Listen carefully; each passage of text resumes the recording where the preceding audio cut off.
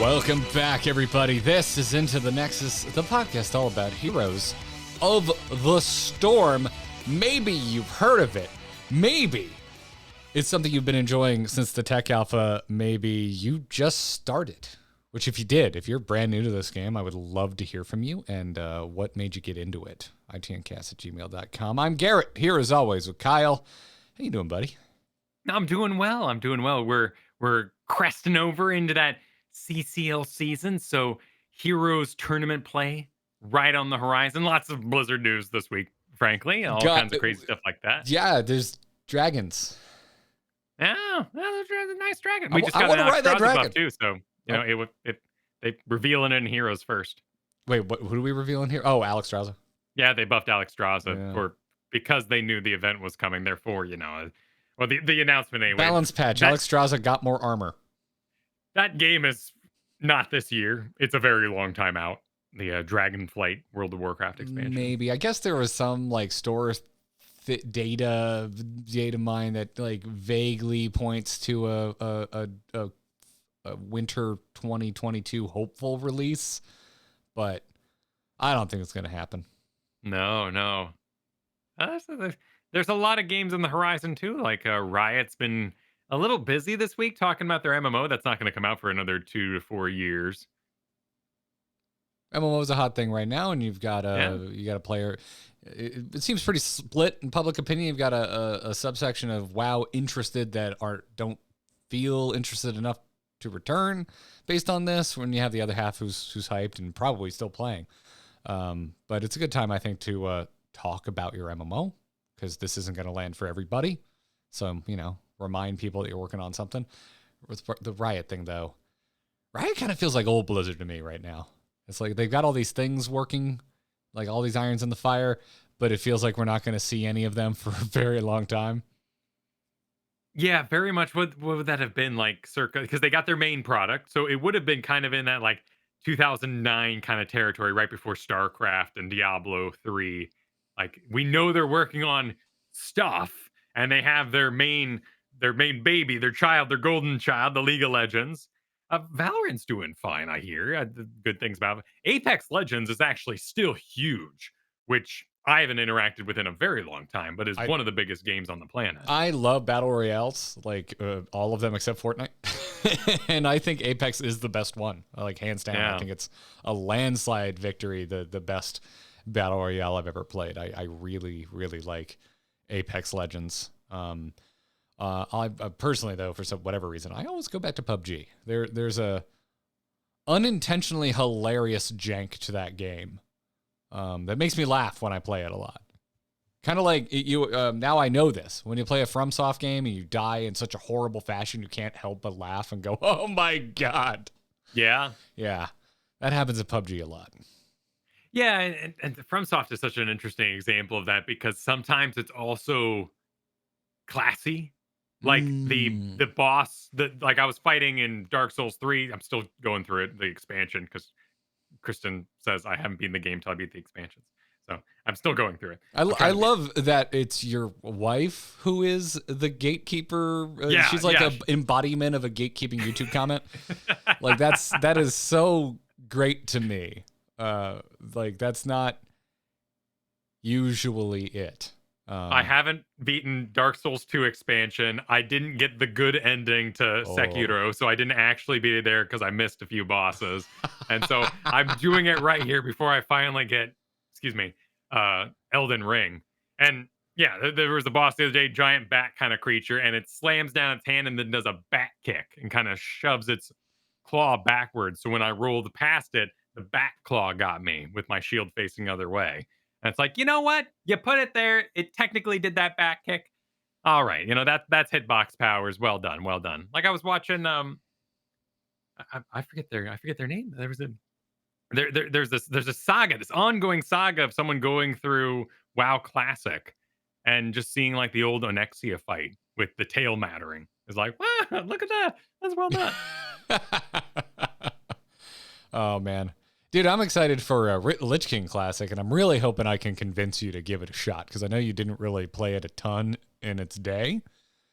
And I feel like it's only fair because you got me into Final Fantasy 14. The fact that I really like it is irrelevant. You still have cannibalized many hours of my life as a result of pushing this crack-like drug on top of me. And let's be honest, who knows? If I didn't have like my best friend to play Heroes with, I might not still be playing Heroes. So you really have stolen a good portion of my time on this earth. And again, the fact that I've really enjoyed all of it is irrelevant. You have to play a game that I want you to play. That's all that matters. That's how this works. That's this friendship. We got pact. Trade. Yeah, totally. You okay? So we're gonna play outside if you finish your piece. Like that's kind of so I get it.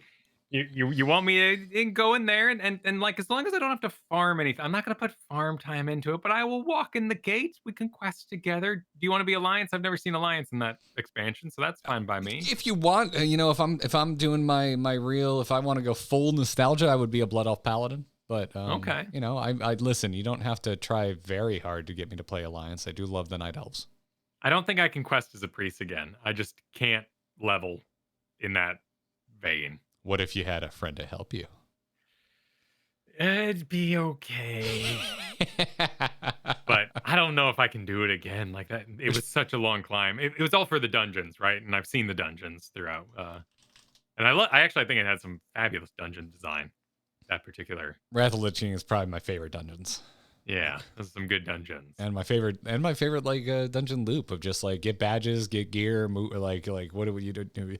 Oh no, you replay it because it's just fun and you know it so well that you're gonna do it a little faster every time and you're still gonna get relevant gear instead of we're gonna put an artificial timer that gives you anxiety and remove all the fun from this process. Well, and you bring up playing with friends and Final Fantasy 14 is going through that struggle right now with their new PvP mode. They made it solo queue only so that you can avoid win trading and they can have the best MMR experience as they figure out their new mode and all that sort of thing. And it just really reminds me of solo queue Here's the Storm and what a requested feature that was by the hardcores, which we were at the time. And I certainly loved solo queue because I love that environment dialogue exchange. I miss that many times. That figure out who's best on your team, figure out who around you is best. Kind of thing. And look at our previous episodes too, where we talk about the Garfield article on that. But as a more casual player, I have no interest in Apex Legends, PUBG, and I'm very on the outside when it comes to Final Fantasy PvP, having still, living in their second expansion at this point. I totally see that. I totally see the years of like, what solo queue is a waste of space and all the arguments about it. It's a fascinating dynamic. I haven't thought about solo queue HOTS in so long. But you're right. We talked about the game different because it was such a unique way to play the game. Was that forced dichotomy between queuing solo or going into Team League? No, we just have Storm League, which again, I like. If you go back and listen, I think I stand by it. I think I prefer this. It's just you want to draft, you just go here, do it. I realize there's also unranked, but I don't know. I like it's just it's a easier explanation for me. It's an ecosystem I prefer, but it's not that. Not to say that solo queue is without merits, because damn, you're right. It's like, thinking back on it, it's like I'm getting nostalgic for a way we used to talk about a game, which is such a podcasty thing. Oh my God, could I be more self-absorbed at the moment? Yeah. No, it's true. And that's why the CCL being on the horizon is such an exciting thing, because this is the quiet before that storm. And it is you almost said the name of the game. I'm almost like I get some awesome people I get to interview over at the HeroesHearth YouTube. That's awesome. They are cagey though. I'm asking them questions about why they're doing this. Why did they draft that? And they're like, yeah, and because there's a tournament right there. And I totally get it. But it's just like, oh, give us the goods. You've been working on so much in the background. And really, if I were to spoil what I've kind of gathered from all these players, I think we're going to enter like a zero tank meta. I think Bruiser double bruiser frontline is just going to be absolutely the hit this CCL season. I'm for it, man. Like that would, things have been a little chess-like. Like it's a little more strategic and a little slow with the survivability tanks. I would love to see something where you just bring the damage dealing meat to the fight and go. Plus we're going to talk about where the meta has settled now that we've had essentially a proper month under our belt with the new patch, and Johanna has taken a dive in win rate. Like a massive dive. So it's exciting with CCL on the horizon. And dude, we get the Phantom at Heroes Esports Twitter operator is at it again.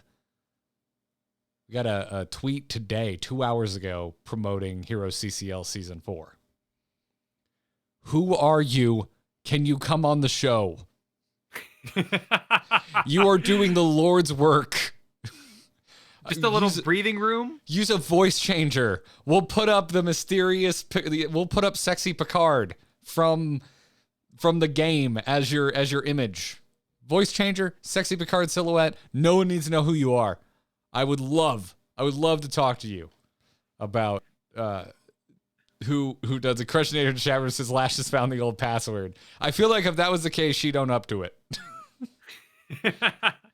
Yeah. I'm still curious as to what our many Heroes alums are doing over at Wisdom in a direct light. Like clearly they're busy. Not that they're not constantly coming up with new things and having new projects, and they're going to launch that new studio soon for the Wisdom Gaming over at the Mall of America. But just Heroes ain't their only game. Like they're a proper business and production studio with multiple games that they're producing content for. But what kind of level up happened over there for the presentation with their live streams too? Like they had videos ready to go, scheduled on YouTube, no less, and they did a scheduled YouTube stream. And like for the most part, the entire stream was without hiccups for their announcement of the Warcraft announcement. Their announcement of an announcement, like they've leveled up over there. They've got some social media people who know how to press the buttons. And so now that that's out, is there a little more breathing room? Like for the Heroes Twitter account? Is it the same person with many Twitters kind of doing it all? Maybe. I don't know. Like it's just a big thing. Like, I don't know. I think I'm past being annoyed that the Heroes team is super quiet and don't really talk to us, and now I'm just like, you're doing great, and I just want to talk to somebody. If it's under entire like a complete shroud of anonymity, I just want to talk to somebody on the team about what they're doing and how they are against all odds keeping this game alive and healthy. Like, yeah, there's a wow factor to it now that didn't exist in the past as we wondered and concerned ourselves. Now it's just like, good on ya. You got a lot of fans here. The people love you. Come out and take a bow. My friends, you bow to no one. It's good stuff. Well, what else is good stuff is the lovely folks supporting us over at patreon.com/ITN. You want to talk about against all odds, keeping things alive and healthy. Thank you very much for your support, everybody.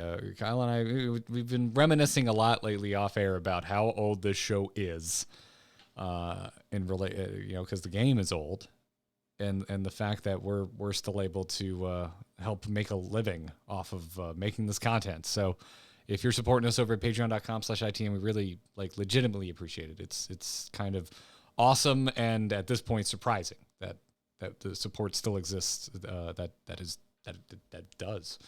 And this week we got some new patrons. So Gabriel, Enar, and Drew, thank you so much for signing up and becoming supporters of Kyle and myself. We really appreciate it. And if you haven't already, attach your patron account to your Discord account. You can do that on Patreon. Then you'll be automatically added to our patron-only Discord. And hopefully we'll see you soon for some patron games, which is another lovely perk of our Patreon. So if you're listening, you listen week in, week out, you get some value from the show, and you want to give some value in return, patreon.com/ITN is the place to do so. So thanks, everybody. And other than that, let's get right back into it, and let's do a little CCL preview, because Season 4 is right around the corner with the starting prize pool over $33,000. And then there'll be an additional 60% of users' donations contributed to the prize pool, which brings the grand total to just over $45,000. It's going to be spread among the teams, which is very impressive. Yeah. So we got ourselves a prize pool equal to the Season 2 and Season 3 starter. Season 2 managed to build up $11,000 of user donations. So, contributions to the prize pool through Twitch and other means. Season 3, that was $12,000. So that's only been going up over the seasons. So looking like the same starter here, which is awesome. This is what we talked about in the past, where the teams are now free to draft to their own accord. They can pick anyone they want. There's no sort of draft feature that's going to be leading this event. And I'm sure those teams will be going up very, very soon. They recently announced all of the releases that happened for the team and who was kind of leading the teams in that way. So like 30K in the past, we talked about Liam is kind of taking the lead and going to build the team he wants. Some teams like Diamond Hands are very much intact, exactly how you knew them. It should be interesting. Like you said, there's with some shakeups, but others like not at all. And this is all going to start so it'll be 2 weeks from Saturday. So that'll be on I forget the months. May. May. It'll be May 7th. Yeah. May 7th. That's all firing up, and it's going to be happening really, really soon. And I'm excited to see what they're up to. And like I said, it's going to be hyper aggressive. I think it's all going to be very bruisery. It's going to take us through the summer. It's May until it's going to take us all the way through August, which is like, yeah. I'm just looking like, oh my, where is the year going? That is true. But also, hell yeah, we're going to have a summer full of competitive Heroes action. Yep, every weekend happening. Of course, there's a couple misses here and there, but it's gonna be occupying a big chunk of summer here for Here's the Storm fans.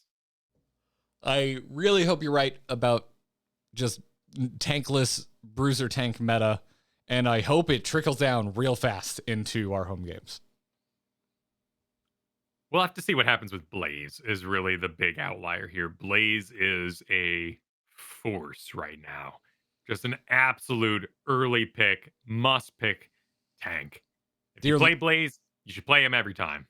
Dear listeners, Kyle is just salty because we went up against the Blaze in our lunch games today, and we were on a team of, I got nothing else to say, morons.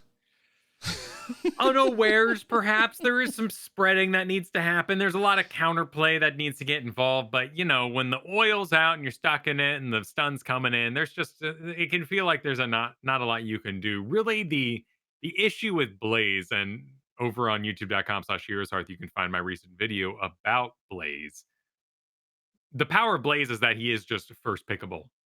He can be the off lane if you need him to be. He can be a camp clear if you really need him to be. But he's also a main tank, and his level 7 diversity in how he can defend his team. And let me double check that. I believe it's level 7. But his power to choose what he wants, whether it's auto attack slower, spell power reduction, really gives him a leg up for just getting to that late game. And then Bunker is such a universal tool. My real saltiness, if you must know from that game today, was that the enemy Blaze was going combustion, which in the circles I run in is just troll factor. That is absolute. We are winning so hard. We're laughing all the way to the bank, and it's an insult, frankly. Level 7 is indeed the choose your defensive capabilities kind of talent. Okay. That is vulgar rich is what I would call combustion. Vulgar rich. Like, this isn't, paying off all your loans, buying a small house, building that nest egg. This is gold walls, living it up, and, selling snake oil. We call that FU money. Yeah. Yeah. Yeah. they were swimming in that money. That's in the car world, that would be like a Rolls Royce or a Bugatti. That's FU money. Like a Ferrari is like respectable overspending. A Bugatti is FU. It's FU money. It's a middle finger on wheels. And apparently now I know when I see a combusting blaze, it's a middle finger in marine armor. You know, I respect like an old car, like a real old car where like the back seat is basically a couch death trap. You know what I mean? Like you're like, really, you were just some of the old cars, the front seat was a bench. and I'm just like, wow, that took maintenance. The fact that you are driving this and it's shiny means that you have love poured into a possible death trap. It's not a bench car, but one of my favorite factoids about Ludacris is he still has his very first car, which was like an Acura sedan. That's nice. And he loves it, and he keeps it in really good condition. And I believe he had it restored a few years ago, and it looks bone stock. Like just looks like I think it's the same body as an Accord, which is my first car. Sorry, I'm getting car wistful right now. Anyway, no, totally. And you know, I one day I was walking the streets of LA and I almost got hit by Frankie Muniz driving an Escalade, and I wonder what happened to his Escalade.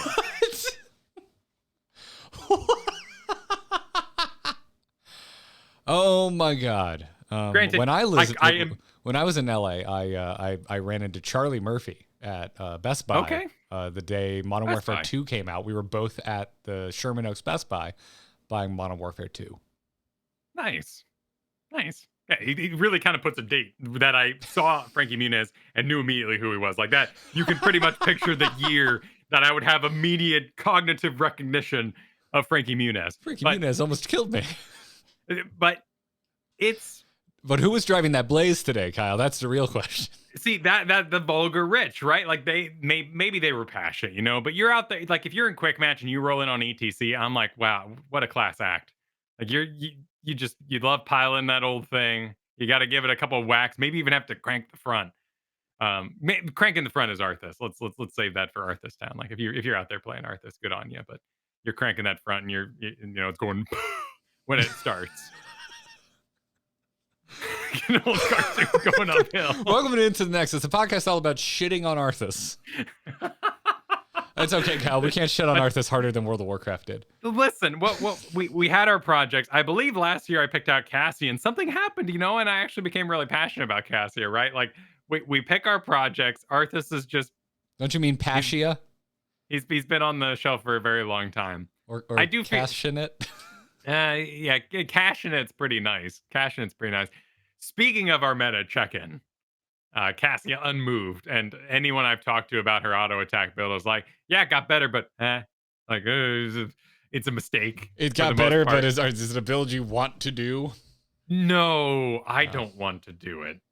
I mean, I don't want to work that hard is problem number one. We buffed a lot of I would say high skill floor heroes. Anubarak got buffed, went down in win rates. Cassie got buffed, basically didn't move. Gul'dan got buffed, went down. Sergeant Hammer got buffed, went down. However, there's one big exception to this, Kyle. Because I can't think of a more, I don't want to even think about how you function or learn you hero than Whitemane, and Whitemane got buffed, I think is difficult to play correctly, and Whitemane is going up. Whitemane did get easier to play with this, quite a bit easier. And her heroic at 10 is just so easy to use. No wonder it's number one, right? Like it's just the panicking on Whitemane is the right thing to do, and it makes you invincible. I'm talking about the Scarlet Aegis, which actually has a much lower pick rate than Divine Reckoning, which is interesting. And I figured Divine Reckoning's probably the go-to pick for anybody who plays Whitemane with any skill. Scarlet Aegis for me is like just I don't know what I'm doing. This is gonna save everybody.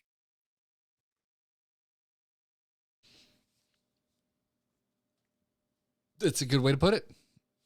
She's all right. Now, Alex Straza also went up 2%. I refuse to believe that. You're the one who wrote it. You made these notes. Listen, I understand that I am now the owner of Hot Slogs. Fake news.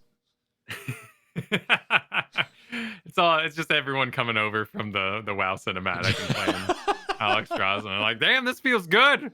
I like this. Yeah. I mean, listen, she did get objectively better, right? It's not like they made Alex Strauss worse. Thrall went up. Varian went up. Alarak went up, but not by a lot. No, and a lot of these movements are small enough that it's room for error, really. Like Unubarak is down like 1%. If you look at Hot Slogs, like that's enough. Like, yeah, who knows? Like it's not much to talk about. However, the one that is much to talk about is Johanna, who got nerfed and is down 5%. That's enough of a downward trajectory for me to go, ooh, okay. Maybe Johanna isn't the hotness she used to be. Yeah, Johanna is doing she's doing okay at that flat 50% there. Now below things like Tyrael, Mal'Ganis, Blaze. She's below Nubarak. Nubarak's still kind of our universal tank that's taken that role on of just good tanking. But Tyrael and Blaze kind of fill in that bruiser role I've been talking about. And I think Mal'Ganis is in that let's make noise and see what happens bruiser kind of mentality, even though he doesn't really have the I survived the lockdown capability as like a Hogger or something along those lines. Look at that Arthas going down another 2.5% too. He's just garbage. Bottom of the barrel there. He's a garbage boy. So when they buff Arthas, well, I guess did we get a release date for Wrath Classic? It was like Q4, right? They kind of did a quarter thing. I believe so. Yeah, it's this year. They put the year 2022 up on screen. I love that trailer, by the way. Like I realize most of it was reused footage, but the very beginning of it, where it is just reforging Frostmourne from the broken shards.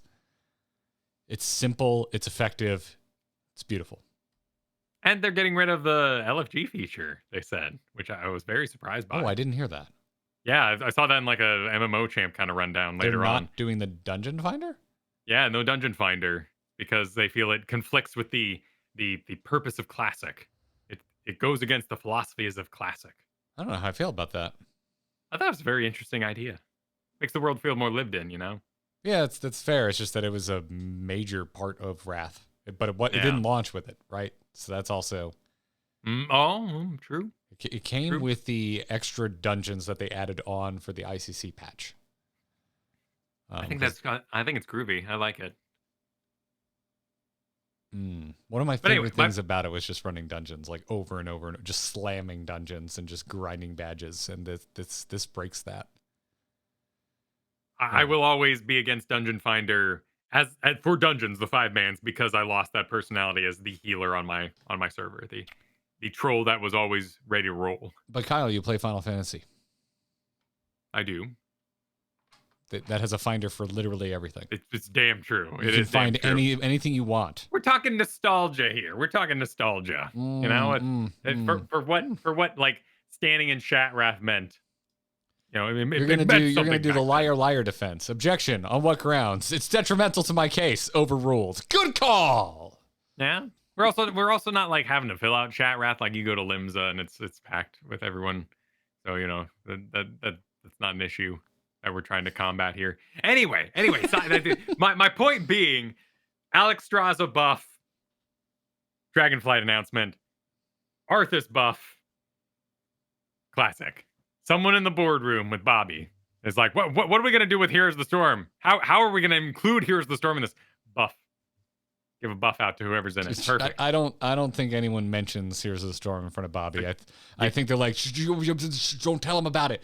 He doesn't know it's still alive. That could be true, right? It's the hidden room in whatever Harry Potter episode or one has the hidden room. I guess that's Order of the Phoenix. A lot of them. It's Order of the Phoenix has where they're all hiding from Umbridge and training. So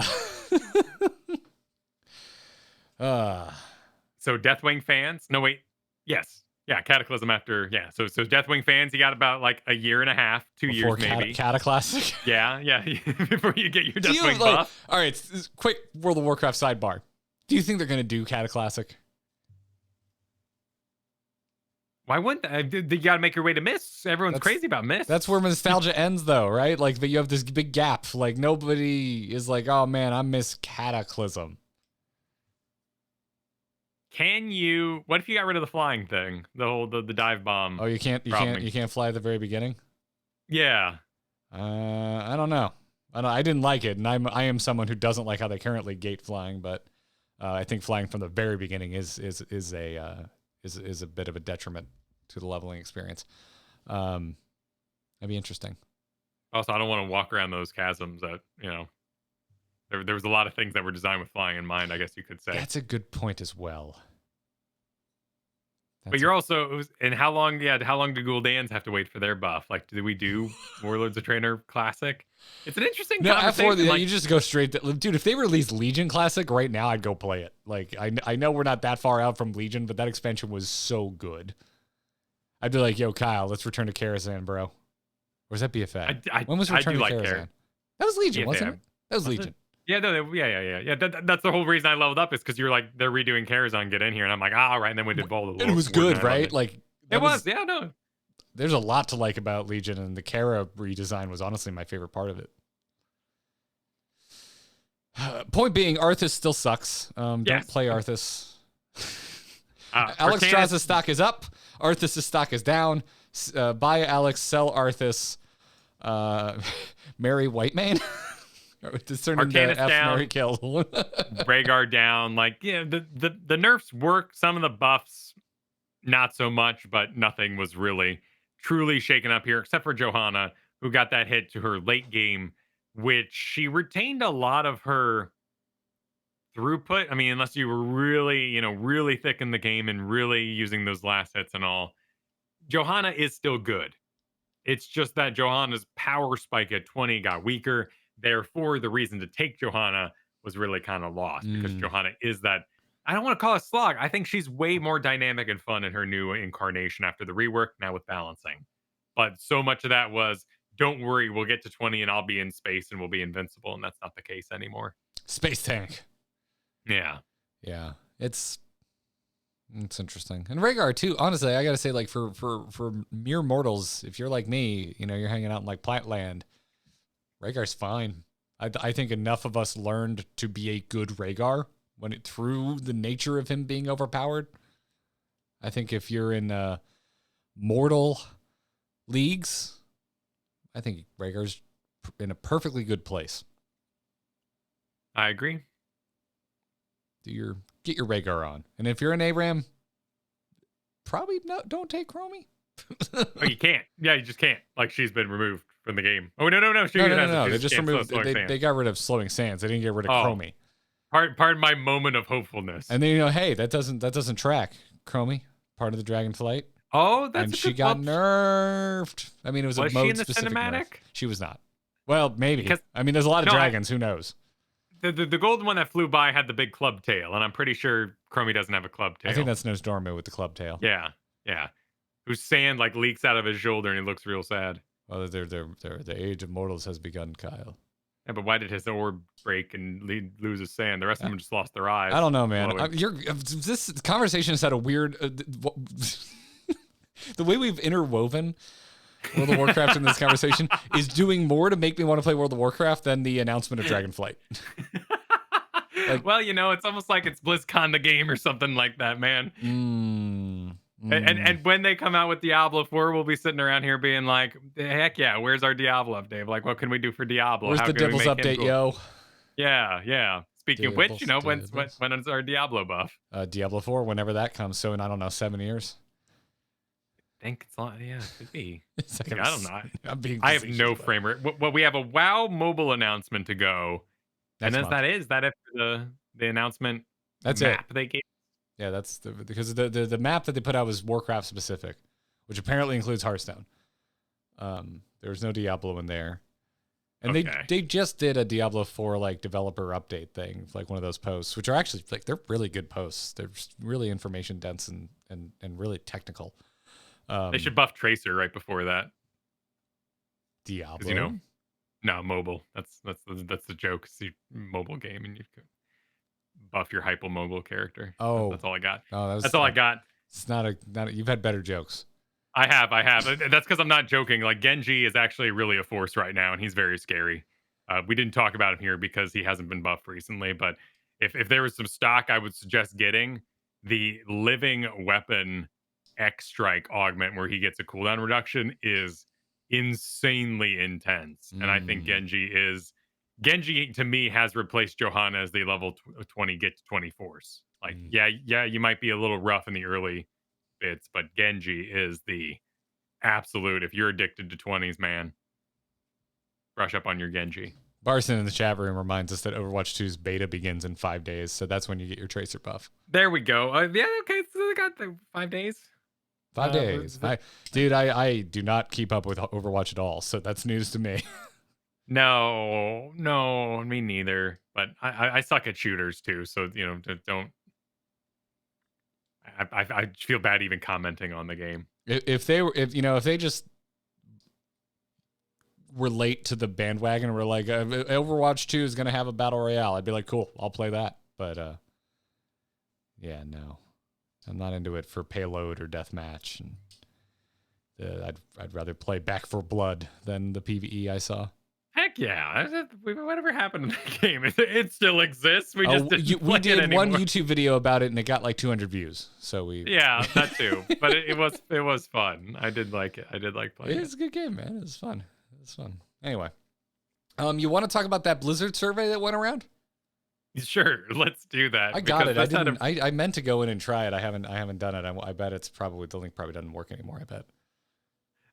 It was a pretty funny time actually, because if you go in there and you say they ask what games you play, I'm gonna click this link right now. I'm gonna click this link right now and see if it. Oh, yep, broken link. Okay, too late. Broken link. So anyway, what happened is tons of Heroes of the Storm players got this, and it asked, "What games do you currently play for Blizzard products?" And if you select Heroes of the Storm, the survey stops. It just shuts down, closes, done. And likewise, if you suggest I don't currently play any games, it opens a link to the shop. That's dirty. It's so on brand though. It's funny. Like, and like in a more innocent world, like, oh, you haven't played in a while? Well, have you seen our products? Please peruse our lineup. You may not be aware of what we're capable of right now. But in the current standing and corporate greed and all, that's just funny. That is the exit through the gift shop of online surveys. Oh my god! Did I ever? Yeah, but oh god! Did I ever tell you how we ended up with our first Scion FRS? We've had 2 now. The car, Katie's car. Okay, I'm curious. I was leasing a Prius. So this is gonna shock some people who are like, "I thought Garrett liked cars. You owned a Prius?" Yeah, I had a commute once. And I brought it in for its oil change because, you lease a car, it's included. And I had nothing better to do than walk around the showroom, and they had a Scion FRS there. And I was like, oh, this looks cool. And they're like, oh, you looking at a new car today? I'm like, no, just, I've got like a year left on my lease. I'm just here for an oil change. And they just look at me dead in the eyes and they go, well, your lease could be up today. I bought a car that day, Kyle. Yeah, so you did. So it worked. It worked. Also, I had started working from home full time, so I didn't really need a gas sipper anymore. Now, the gift shop at the end of the ride is entirely dependent on the ride for me, right? That's what we have. We have a Jurassic Park situation going on right now. There was a time where you would go to Universal Studios and you'd ride the Jurassic Park flume ride, and all the robots worked, and you got squirted with water by the Brachiosauruses, and all the Velociraptors jumped down, and the T-Rex his skin wasn't falling off in the final moments. And you got in that gift shop, and you're like, this is where I need to be. This is amazing. But now you go through it, and you see the kind of like camo net thrown over the Brachiosaurus, hiding it weakly. Nothing pops up and rocks the boat. Half the Raptors don't work, and they still put you in that gift shop. I disagree. I also disagree with the Star Tours gift shop, but that's because 3D glasses on a motion simulator is the absolute epitome of sickness for me. I have never been so ill. So I want benches. I don't want to see any products. I need benches at the end of that. That does sound like a very personal problem. It is. I'm aware. But yeah, that is so memeable. I don't play any current games. Okay, well, would you like to buy one? And restart the survey when you're done, please. You know what's not an option in there? Heroes of the Storm. You know what they should do is go, here's our free-to-play game. Here's Heroes of the Storm. It should just start installing Heroes of the Storm. Perfect. And a perfect segue to our next bit of news. Yeah, apparently Microsoft to include ads in free-to-play games, which this is now Blizzard relevant because soon Microsoft's going to be Big Daddy Blizzard. Now, it is worth noting that they gave specific examples of this being done in the past, and they are considering it yet again. And this is a really interesting, just overall market conversation. Yeah, I thought this was an interesting thing because this is not new to me, someone who plays a lot of car games. But there, I think it works 100%. Ads for cars, and even like if there was a Rolex ad and a car ad, I wouldn't blink. Well, it's I think it was Burnout Paradise just had the billboards were real ads, and they could patch the game to swap out what was on the billboard. For cars, though, yes? No, I think like sometimes it was like Mountain Dew. Oh. But again, it fits. Like, it's a billboard. You drive around, Kyle, you see billboards for shit that is not car related in the real world. It's an interesting conversation. My brain really goes to Xbox Classic when they did ads in there, and there were two ads. It was like the Activision logo or Subway, and you only ever saw two of the exact same PNGs. And it was extremely jarring. If it's cycling, that's a little more interesting. Like I said, car games, no problem at all. Like, that is in universe to me. You do a golf game and you got, like colognes and fragrances and Rolexes and stuff. Like, it's always Rolex, by the way, both in car games and golf games. Yeah. And that's like, that's just theming. Like, that's just part of the atmosphere to me. It doesn't bother me because we're emulating that. If I was playing I was saying pre-show, like, I just watch a lot of monster trucks right now because my son loves monster trucks. So if they're like the great clip of the day was brought to you by, and I'm playing a monster truck game, I'd be like, hell yeah, that's on brand. I've seen that. So that's if you're so common in motorsport too. It's we always laugh watching Formula Drift.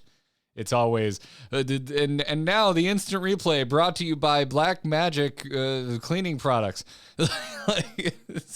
And when they theme it up and they're like the clean save of the day by Mr. Clean, I'm like, hell yeah, that was cute. Like, let's do it.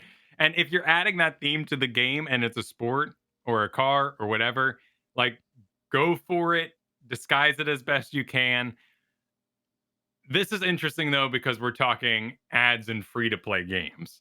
And there you get like pop-ups and things get weird. Well, maybe, right? Because if again, to me, it doesn't bother me if it makes sense in the style of the game. Like, here's a storm, be a little weird if there was just Taco Bell ad there, right? But like Rocket League or even Overwatch to a certain degree, right? Because it's like there's Overwatch maps that are Civilization where ads would probably be. Yeah. Like, yeah, pop-ups are always going to make me mad, but I think there's ways you can integrate advertising where it's just not like the absolute worst thing in the world. I thought it was interesting here that they said there was advertisements in Mario Kart 8. Was there? They also brought up apparently Energizer batteries put advertisements in Alan Wake, which I think is hilarious. I didn't play Alan Wake. It's all about like, yeah, you got a flashlight mechanic, so it's kind of cute. In-game advertising is now what I'm frantically Googling for Mario Kart 8. I got nothing. For the W25 Silver Arrow. Might have been like an actual car they did like a promotion with. Oh, maybe. But and again, I really game. And I like this kind of along this theme. Like, I don't mind longing shots of the Mercedes logo in a Jurassic Park movie as the car pulls up, if that's what we kind of linger on. You don't mind that? I don't mind that, because the car's got to stop. and if the camera happened to be there, you're not interrupting me. I think it did get a little weird sometimes in like the Avengers movies when the cars were fantastical. Like they really kind of were like, look at the logo on the front of Samuel Jackson's car, and Raynor's talking to him on the inside. It's like a supercar with like a minigun that pops up out of him. Like, why? I can't purchase this car. Why? What does it matter what the make is? It actually bothers me more when they cover up the emblems. It's not like whether it's an Apple computer or a Ford car they didn't have sponsorship for, and they cover up the emblems. Like, we all know it's an Apple. We all know that's a Ford Explorer. Just show the damn logos. Those get weird when it's like a pear instead of an apple, and you're like, hey, that's not even cute. What do you even do? Or when they show the face of the phone and this tech doesn't exist. Oh yeah, but it imposed upon a Nokia like smart tablet is this Iron Man flicky Minority Report business. Movie computer UI drives me crazy.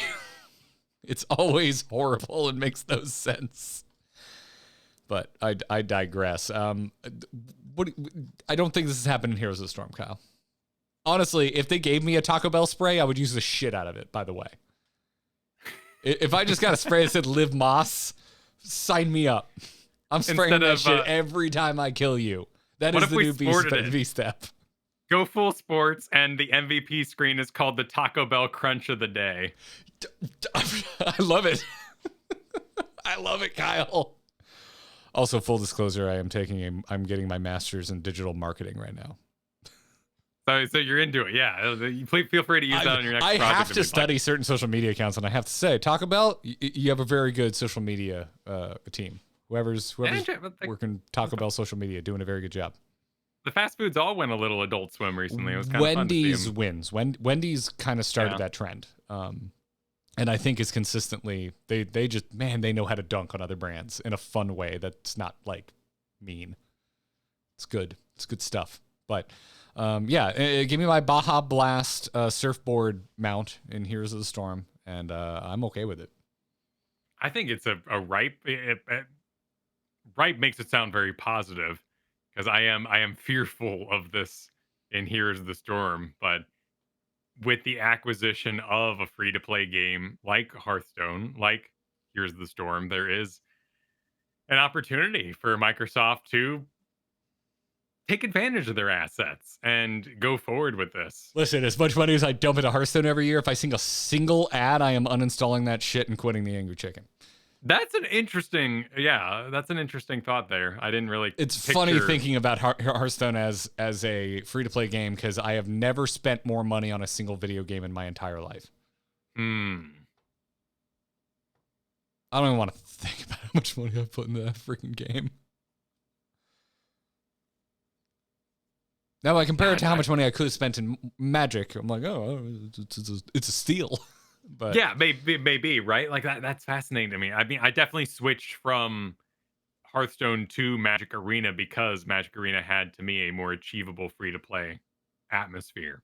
I didn't like the free-to-play that Hearthstone gave me. I found it frustrating. That's fair. Plus, well, I still think about it too as like launch Hearthstone versus paper Magic, because they didn't have Arena at the time. So, and Hearthstone's gotten a lot better. That rewards track dishes out a lot of stuff, dude, even if you don't do the paid one. But I digress. Again, though, I think for me, in-game advertising is fine as long as it's absurd or it fits really well. If it's going to be really in your face, make it really, really ironic and silly. And if it's going to be more seamlessly integrated, like just make sure it's in a game where that makes sense, where the world would have advertising. That's kind of where I fall on it. Pop-ups make me want to scream, but also it's like, I don't know, like, are we talking free-to-play mobile games? I'm kind of used to it there. There's an expectation that that's going to be a part of the experience.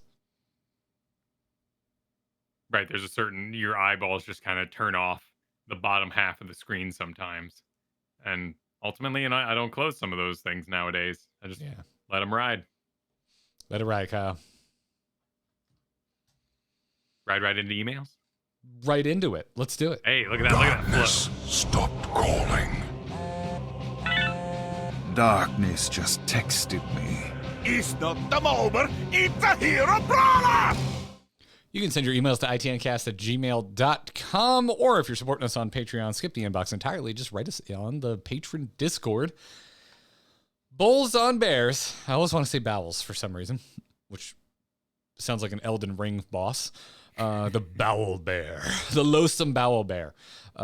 Bowles writes and says, just got done listening to ITN and was so excited to boot up Heroes. Had a great run of quick match, currently slamming Nazebo. When in the final game of my night, I got told I was bad. We have all been there. I definitely didn't play my best, but many factors led to our drawn-out demise. I pulled the thread for about 45 minutes with the accuser after the game, politely trying to see why the other player needed to call someone bad. I have some fun screenshots to share of the combo if you like, but here's my question. Having all been there, what value or lesson am I to take from a game when this happens? Resiliency, compassion? How can we hold others' simple critiques to improve our play? Love the show. Thank you for doing what you can do. Thank you for doing what you do, not what you can do. My answer is, what can you do? This is why I was getting tripped up there.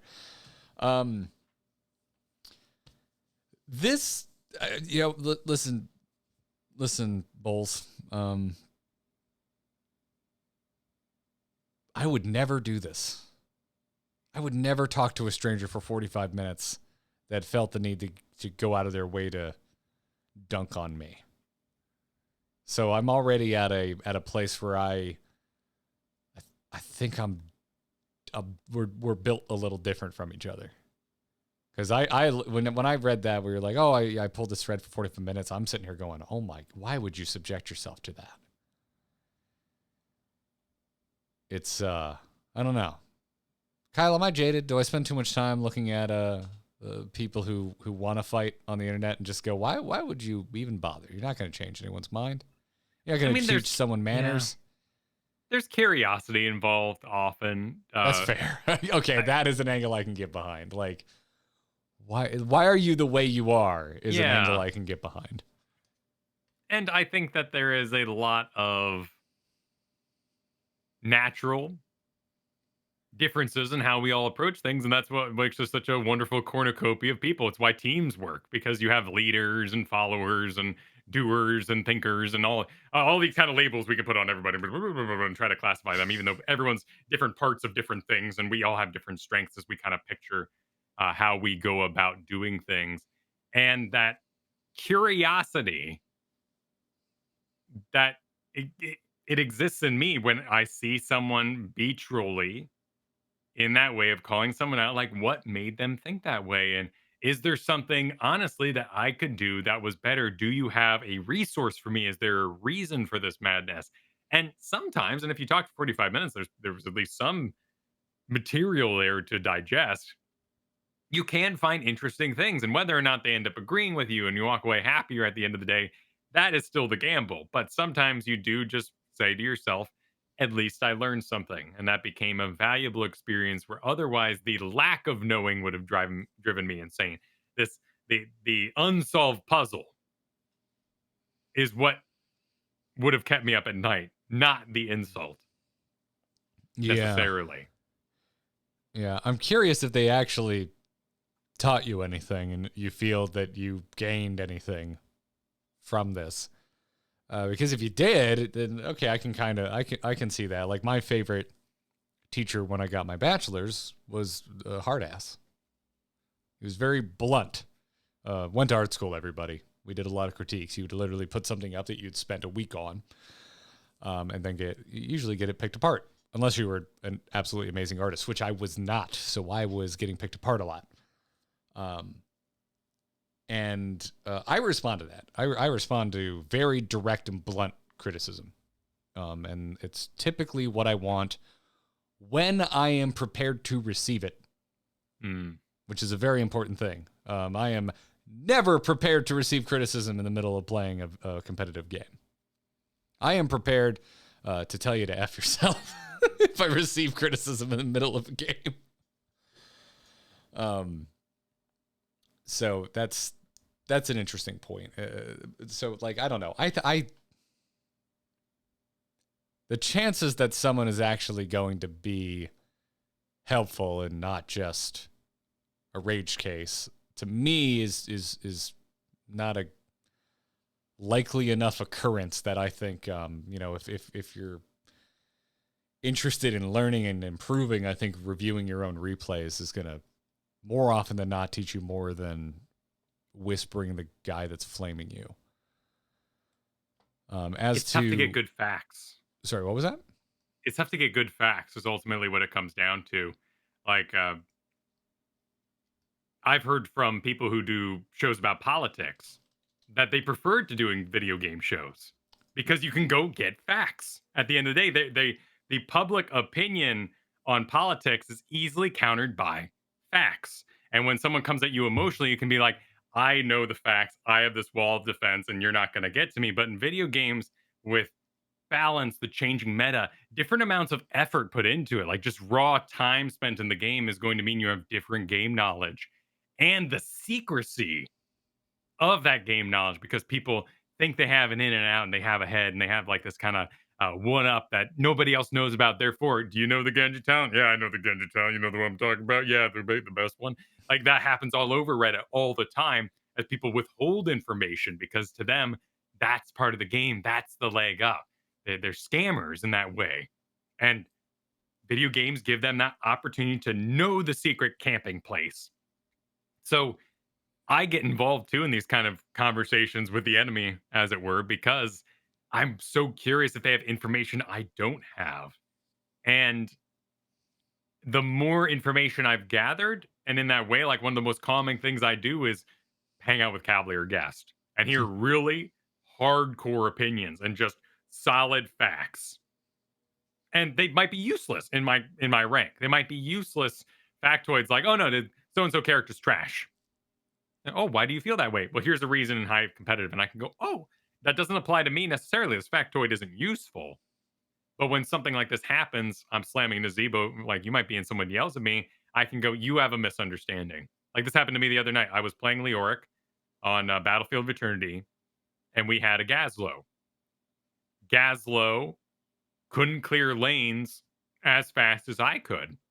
And Gazlo kept abandoning his lanes. So when I wasn't participating, I wasn't there in a quick match setting, without a healer. Gazlo had to play safer. He had to acknowledge himself as the frontline tank and chill and use turrets for sight and just in general keep that team calm while I took care of these lanes. But they didn't. And every time I was taking care of that last lane before I got to objective, everybody died and they blamed Leoric. Where's Leoric? Where's our main tank? I had a job to do and it was lane clear. And all you had to do was chill. I remember we were in a game today, you and I, and we won the objective. And I just typed hide. And everybody died horribly while the objective was victoriously channeling to be on our side, Battlefield Eternity again. Yep. And that's not a tilting moment for me because I have this basis of knowledge. I can sit on top of my throne of books and go, well, at least I'm right. And I didn't. And the advice part was hide.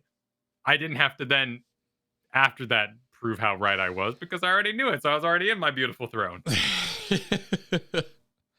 And sometimes that's all you can do, right? Like, did it help you win? No, but at least you had a building block to help you not tilt or tilt less. Yeah. Right. And so that's the thing. Like I would say in most cases, and you're not describing this as a particularly egregious example, but I feel like if you wrote in, it might have been, and maybe you just didn't feel the need to explain how colorful their commentary was. But I would say, because you asked what am I to take away from this, and I would say, really, I think I would learn that it's a lot of times not on you to do anything. A lot of times this is about the other person and what they're going through, and there's really no way to know it. And they may be having a bad day, they may be having a bad year, they may be having a bad Heroes of the Storm. They may have been like this since the tech alpha. We don't know. But if I were to compare it to my own experience that I had on Leoric, what I should have done in that situation is cleared the first lane and then say, yeah, Gazlo's not going to tank, and joined every fight after that, regardless of the state of the lanes and the shaman camp marching on the top, which is totally going to take the fort and it's going to drive me nuts, right? Like, that's my job. It's gonna sit there and it's gonna take the whole fort. It didn't have to, but in your Nazebo sort of situation, after whatever that first call out was, whether they thought you were supposed to be assassin and not clearing lanes on Warhead Junction, or you were the main carry because of the certain team comp we got, after that first go, just drop the job and join them. And that's what I should have done that Leoric game, is just said, Gazlo doesn't know how to tank. Yeah, he won't clear as effectively as me, but every single fight now forward, I'll be frontline for him. Instead, I assumed, oh, Gazlo died. Maybe he was out of position. Maybe it was a mistake. And after the next three, I'm like, no, Gazlo's bad. Gazlo doesn't know he's supposed to tank right now, as it were. And I still kept clearing my lanes, sitting on my throne of knowledge. Sometimes I'll try and interject some conversation, and they're like, hey, Gaz, are you comfortable tanking, or something like that, if I feel I can get it out. And sometimes they'll give me an answer, and you can make adjustments. But other times I just don't feel like typing. Sometimes I'm just like, I just want to play a game of Heroes, and I don't want to think about the other players. Yeah. And it's fun to clear lanes and get levels, and it depends on what hero you're playing often. And maybe that is a result of the game's design in that way. Some people gravitate towards Li Mings and are going to team fight all game and get themselves in weird positions. And some are going to pick Nazebo for sweet lane clear. And when the jobs have to flip flop very suddenly, like a Li Ming finds herself as the best lane clear on the map, they simply don't do that job. And there's no way to augment Li Ming to take on that job. So I do think it's an interesting environment. Calamity used to be lane clear. That's true. She used to be a very good lane clear.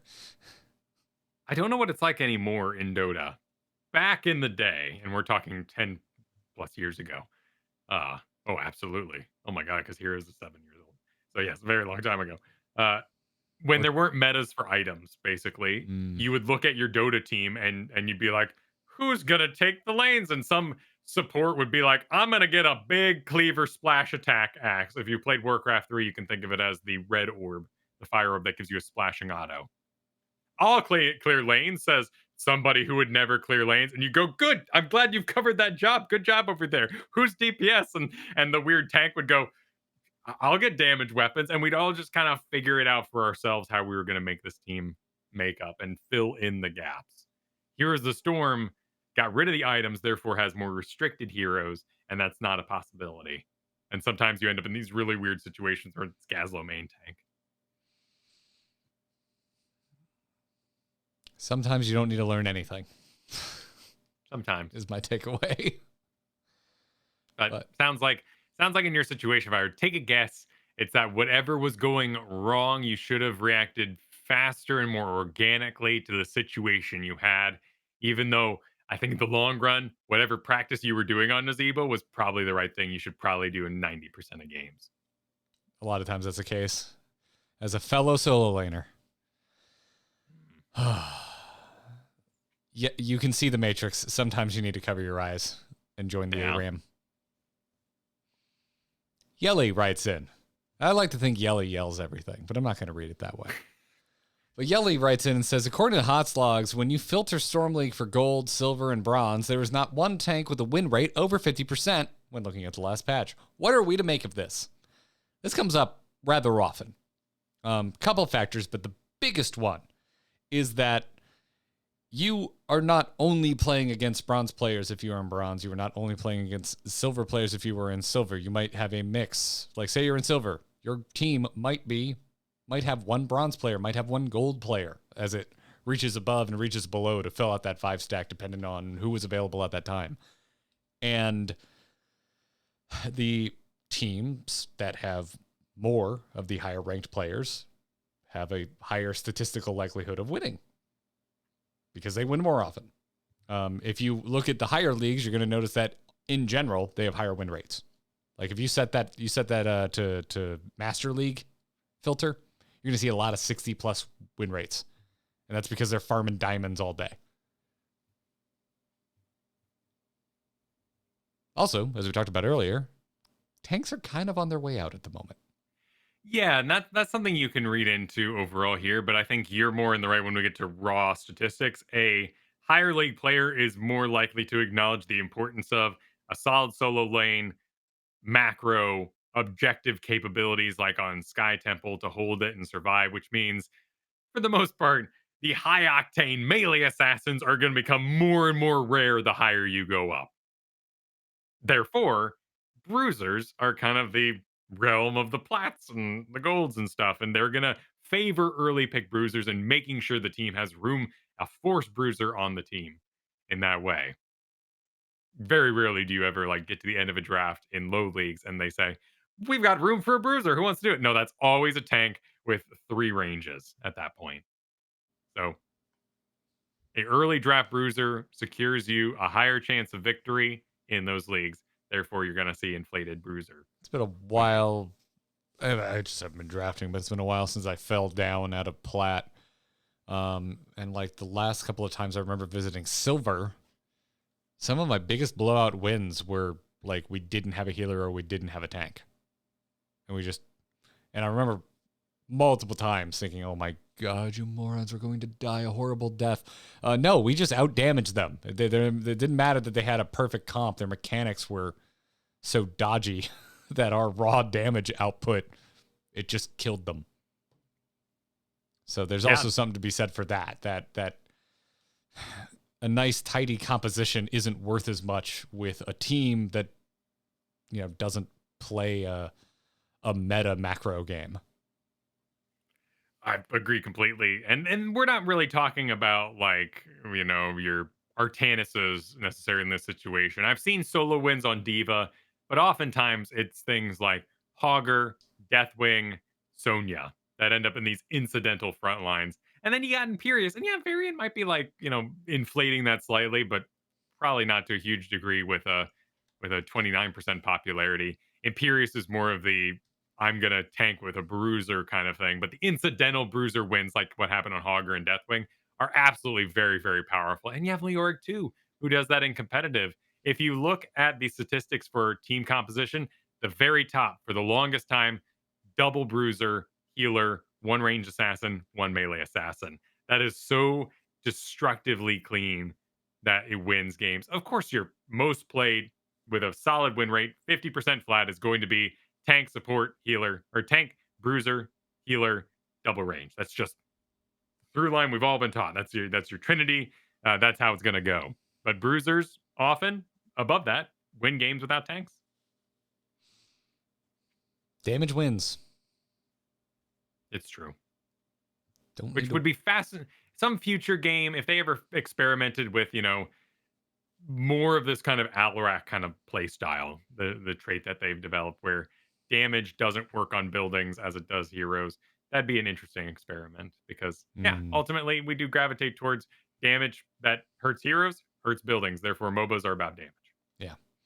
Yeah. But otherwise, when you look at stats like that, know that you're somewhat removing the winning team from the statistics because there may have been more gold players in some of the games for when you set that filter to silver. And so the team that won is falling in a different bucket of results and so on and so forth.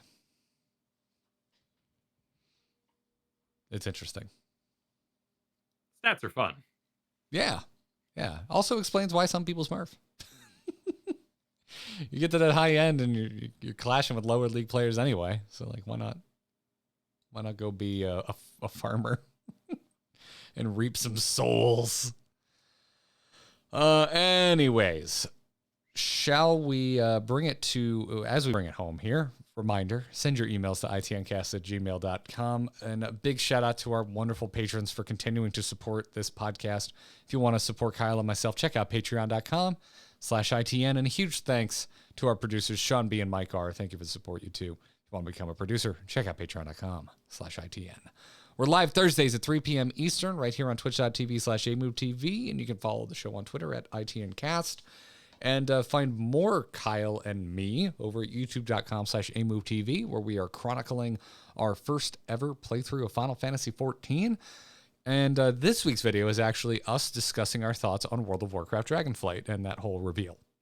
So if you want to hear that, if you want to hear Kyle at his grumpiest, I'm just going to say this is the grumpiest I've ever heard one Mr. Kyle Fergusson that, wasn't due to just like sleep deprivation or something. It's this video. So Yeah, it's very much a Kyle versus Garrett video. Yeah, with Kyle in the negative for that one. It was a fun go. I got to share a lot of my feelings about Blizzard, as I'm sure many of you are aware, being in the Heroes of the Storm departments of things.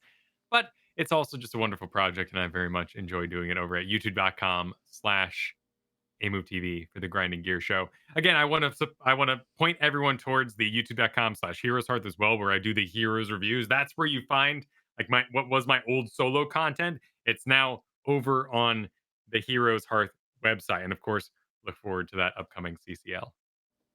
Rad. I'm Garrett Art on Twitter. The Angry Chicken for my Hearthstone thoughts. Really enjoying the new expansion, the new standard year, and everything else is at amove.tv. That's going to wrap it up for this week's Into the Nexus. Until next week, everybody, good luck and have fun.